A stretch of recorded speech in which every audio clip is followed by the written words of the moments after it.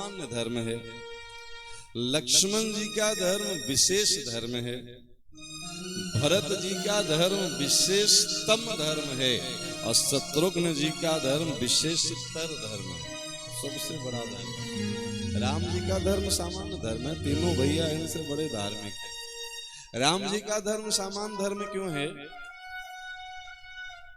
राम जी अपने माता पिता की आज्ञा पालन के लिए राज्य का परित्याग किए, ये सामान्य धर्म है।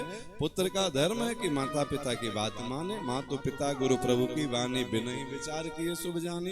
राम जी ने मान लिया, तो ये सामान्य धर्म है, इसमें कोई बड़ी विशेषता नहीं है। विशेषता कहाँ है? तो अब शुरू होती है विशेषता। लखन भैया का धर्म विशेष धर्म है। क्यों? सामाजिक दृष्टि से देखिए तो सौतेला भाई, सौतेला भाई को अगर कोई सजा हो रहा हो तो दूसरा सौतेला भाई कहेगा कि चलो अब मेरी मौज है, घर में सारी संपत्ति का हम ही वारिस बनेंगे। नहीं, लेकिन लखन भैया को जैसे पता चला कि राम भैया वन में जा रहे हैं, मानो लखन जी का प्राण छूट जाएगा। बोले भैया हम आपके बिना नहीं रह सकते हैं अयोध्या में। क्यों नहीं रह सकते हो? क्योंकि हम आपके सिवा कुछ जानते ही नहीं हैं। नान्यम जाने ने वो जाने न जाने। इसके अलावा माता रामो मत पिता रामचंद्र, स्वामी रामो मत सखा रामचंद्र। बोले हमारे लिए तो माता पिता स्वामी सखा सब आप हो, हम आपके सिवा आज तक किसी को जानते ही नहीं है। आपके बिना हम जी नहीं पाएंगे। जिस प्रकार मछली जल के बिना नहीं रह सकती है, उस प्रकार से लक्ष्मण राम के बिना नहीं जी सकता है। राम जी बोले भैया हमें तो कोई दिक्कत नहीं है, पर एक बार जाकर के अपनी माता जी से आज्ञा तो ले लो। अब लक्ष्मण जी की माता जी कौन है? सुमित्रा। नाम भी बड़ा अद्भुत है। जो सुंदर मित्र हो अपने पुत्र का, उसे सुमित्रा कहते हैं। और सुंदर मित्र किसे कहते हैं? तो सुन जननी सोई सुत बड़भागी, जासुत राम चरण अनुरागी। जो अपने संतान को गोविंद के चरणों में, राम कृष्ण हरि के चरणों में लगा दे, वही माता का मातृत्व सार्थक है, वही पिता का पितृत्व सार्थक है। दौड़ते भागते लखन भैया गए, बोले माँ राम भैया वन में जा रहे हैं, हमें भी वन में जाने की आज्ञा दो। तो राम भैया वन में जा रहे हैं, तुम्हें भी वन में जाना है, तो तुम हमारे पास क्यों आए हो? क्योंकि राम भैया बोले कि अपनी माँ से जाकर के आज्ञा लेके आओ। सुमित्रा बोली कि तो तुम गलत एड्रेस पे आए हो। राम जी जहां बोले वहां जाना चाहिए था। बोले माँ वहीं तो आए हैं। वो बोले कि अपनी माँ से आज्ञा लेकर के आओ। सुमित्रा क्या कहती है? मानस जी का एक एक चौपाई अद्भुत और अलौकिक है। वो कहती है कि तुम्हारे माता पिता तो वहीं थे जहां से तुम आए थे। तात तुम्हारे मात वैदेही, पिता राम सब भांति स्नेही। बोले तुम्हारी माँ ये सुमित्रा नहीं है, तुम्हारी माँ तो जानकी है और तुम्हारे पिता राम जी हैं। और जानकी और राम तो वहीं थे, तुम्हें यहाँ तक आने की क्या जरूरत पड़ गई? तुम वहीं जानकी के चरणों में प्रणाम करके आज्ञा ले लेते, तुम्हारा काम बन जाता। तात तुम्हारे मात वैदेही, तुम्हारी माता तो वैदेही वहां है ना। अब यहाँ संकेत क्या है वो समझिए। वास्तव में माँ का मातृत्व तब सार्थक हो रहा है जब वो शरीर के माता पिता का परिचय नहीं, वो आत्मा के माता पिता परमात्मा का परिचय करवा रही है कि पूरे जगत के माता पिता तो वहीं विराजमान थे, तो तुम वहीं आज्ञा ले लेते। इस संसार के नाते हम माता पिता हैं, पर वास्तव में तो पूरे जगत पिता और जगत जननी जगदम्बा वहीं विराजमान थी। अपने संतान को जो परमात्मा का परिचय बता दे, उसका मातृत्व तो सफल है। बोले कोई बात नहीं, मुझे अपनी गलती का एहसास हो गया। आज के बाद मैं माँ जानकी को ही अपनी माँ मानूंगा और भैया राम को ही अपना पिता मानूंगा। बड़ी मुश्किल से वहां से चले हैं लखन भैया। हिम्मत नहीं हो रही है कि अपनी धर्म पत्नी उर्मिला के कक्ष में जाएं। क्यों? क्योंकि राम भैया जब चल रहे हैं वन में तो जानकी भी जाने को तैयार हो गई। अब ये बात सुन करके कहीं उर्मिला भी न तैयार हो जाए। राइट है ना भैया कि जब राम भैया का धर्म पत्नी जा सकती है तो लखन भैया का क्यों नहीं जा सकती है?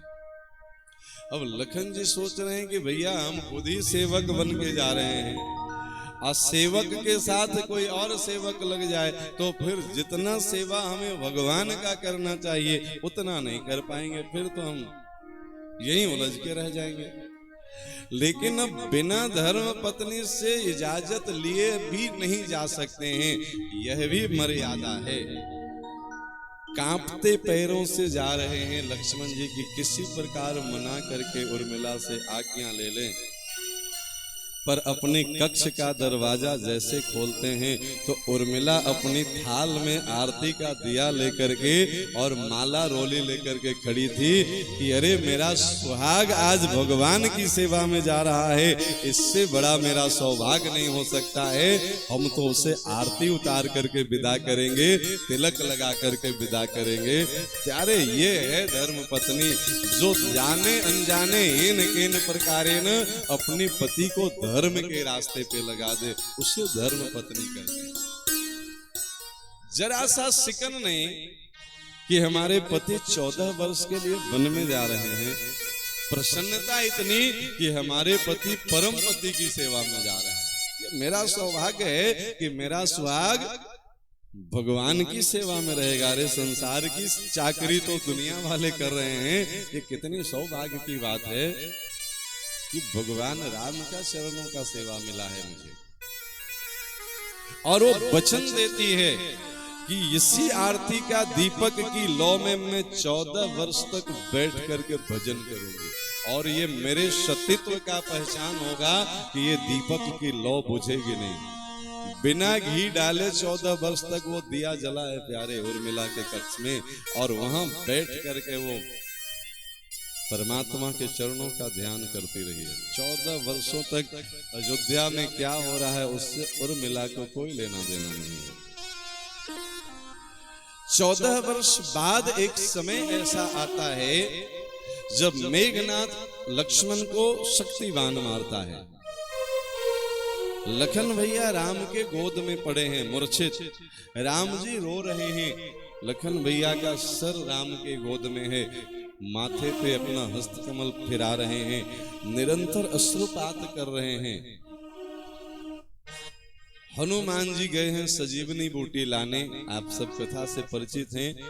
उसी मार्ग से आ रहे हैं अवध हो करके। भरत जी बाण चलाते हैं, हनुमान जी वहां गिर जाते हैं। पूरे अयोध्या में ये खबर फैलती है कि लक्ष्मण मूर्छित पड़े हैं युद्ध के मैदान में। अगर हनुमान जी ये सजीवनी बूटी लेके नहीं पहुंचे रातों रात तो लखन भैया के प्राण नहीं बचेंगे। ये बात फैलते फैलते कौशल्या अम्बा तक पहुंची। वो दौड़ते भागते गई उर्मिला के कक्ष में।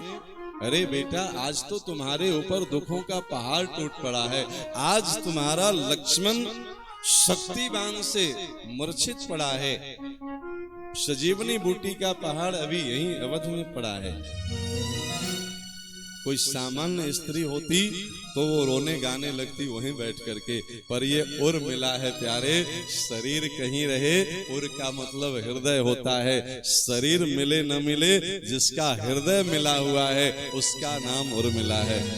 वो मुस्कुराती हुई कहती है कि अरे माताजी, आप भैया राम को नहीं जानते हैं।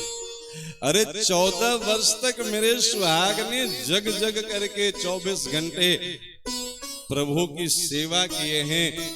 भगवान करुणा वरुणालय हैं, वो जानबूझ करके लीला किए हैं। थोड़ी देर के लिए हमारे सुहाग को अपनी गोद में विश्राम दिलवा रहे हैं। माताजी चिंता हम क्यों करें? जिसकी सुहाग का सर भगवान के गोद में हो और जिसके मस्तक पे भगवान का हस्त कमल हो, उसकी सुहाग को कोई क्या बाल भागा कर सकता है? ये भरोसा जिसका हो भगवान पे, इसको धर्म पत्नी कहते हैं।